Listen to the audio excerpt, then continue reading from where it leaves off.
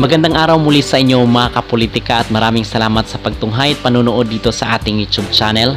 Kung kayo ay bago pa lang ay huwag kalimutang mag-like at mag-subscribe muna kayo para updated kayo dito sa ating mga latest issues. So yung ating pag-uusapan sa ngayon mga kapolitika ay itong update pa rin sa Miss Grand International. Itong ating beauty pageant series na kung saan ay meron tayong mga nasagap na balita at mga ugong-ugong na postponed umano or hindi matutuloy itong Miss Grand International this year 2024 sa kadahilanang nagba-back out umano itong Miss Grand International ay inaayawan di umano ng mga sponsors dahil doon sa kanyang naging kredibilidad doon sa last year na naging resulta ng nasabing beauty pageant. Kumbaga, ito na yung ganti mga kapolitika, ito na yung naging resulta doon sa pagkalaglag ng ating beauty pageant competitor na si Nikki Dimora. Kung sino sa inyo yung nagsusubaybay dito sa Miss Grand International at dito sa beauty pageant na ito ay nilaglag po or na-unplace yung ating pambato last year na si Nikki Dimora, yung taga Cagayan de Oro, ay hindi man lang siya tumuntong ng top 20 kasi nung naglabas ng video itong sinawat, ang sabi niya doon sa video ay hindi umano willing itong si Nikki Dimora na makipagtrabaho dito sa Miss Grand dito kay Nawat. Actually alibay niya na lang yung mga kapolitika. Ang totoo talaga noon is ayaw nila sa mga Pinay beauties. And at the same time, katulad rin ito dito kay Anja Krahutatip na kung saan nahuli doon sa video na sinasabi niya na wag na daw tawagin itong Miss Philippines, no more Philippines, yun yung sinasabi niya doon sa video. So ano ang indication nito at ano ang ibig sabihin nito mga kapolitika ay ayaw talaga nila sa mga Filipina beauties kasi parang tayo yung naging karibal nila dito sa mga beauty pageant. Kung pag gusto nilang lumamang sila dito sa mga Filipina beauties, which is yun ang hindi nila magawa-gawa mo, especially dito sa Miss Universe.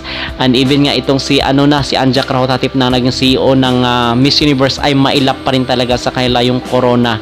So ito yung mga usap-usapan sa social media at nag-circulate online at mga usap-usapan na rin ng mga netizen na inaayawan na di umano ng mga sponsors itong Miss Grand. And actually even yung Miss Charm nga is parang postponed rin this year dahil daw sa crisis and itong Miss Grand. But dito tayo mag-focus sa Miss Grand International kasi ito yung talagang ganti dito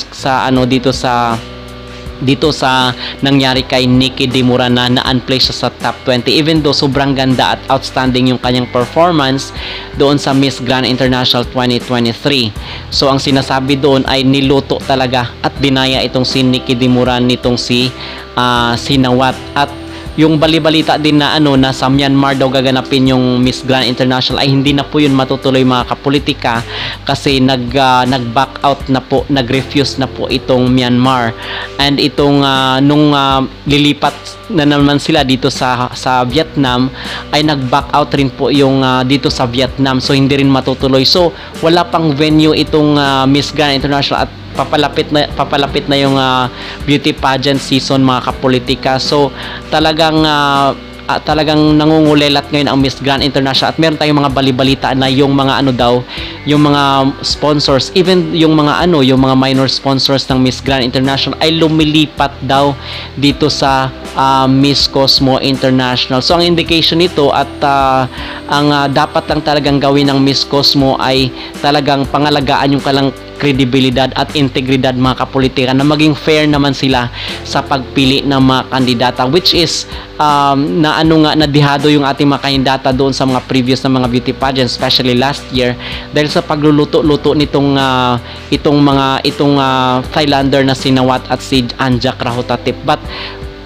kung tutuusin ay may laban pa rin naman talaga yung ating mga kandidata na lang tayo, talagang napolitika lang tayo dito sa mga beauty pageant na hinahandin nila Nawat at ni Anja Krahutatip. But on the other hand, ito ay good news rin dito sa Miss Cosmo kasi ngayon ay sobrang ingay ng Miss Cosmo online at sobrang dami ang mga sumusuporta, especially itong mga Filipino fans na kung saan ay nagda-divert na sila ngayon ng suporta mula sa Miss Universe at dito sa Miss Grand papunta dito sa Miss Cosmo Cosmo kasi parang nagustuhan ng mga Filipino fans din mga kapolitika yung CEO ng Miss Cosmo kasi parang paborito rin itong si Miss Atisa Manalo.